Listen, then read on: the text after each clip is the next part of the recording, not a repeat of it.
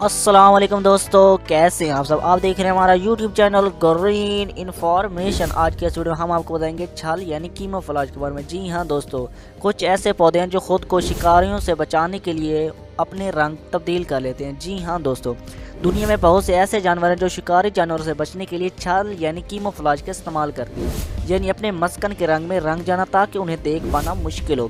لیکن پودے اپنے بچاؤ کے لیے قدرے مختلف طریقے اڈاپٹ کرتے ہیں، جیسے کانٹے، تیز خوشبو جو جانوروں کو ناگوار لگے، یا پھر بعض زہریلے مادوں کی پیداوار جو کہ جانوروں کو انہیں کھانے سے روکے رکھے۔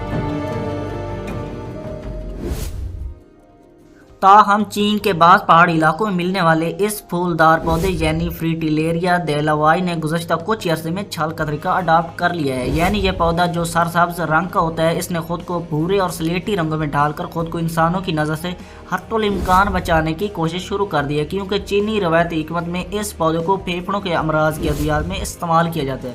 چنانچہ اس پودے کو لوگ بہت زیادہ اکھاڑنے لگ گئے تھے۔ یہ پودا بھلے اپنی نئی رنگت سے مرجھایا ہوا لگے، لیکن یہ زندہ اور تر و تازہ ہے۔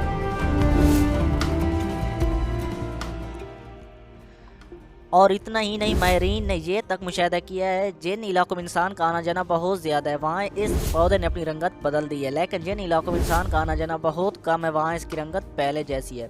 اب ایک سوال میرے ذہن میں ہے کہ پودوں کا نروس سسٹم نہیں ہوتا، پھر اس نے کس طرح اس مستقل خطرے کا احساس کرتے ہوئے خود کو بچانے کی ایک بہتر اسٹریٹجی سوچی اور پھر اسے ہی اڈاپٹ کر لیا؟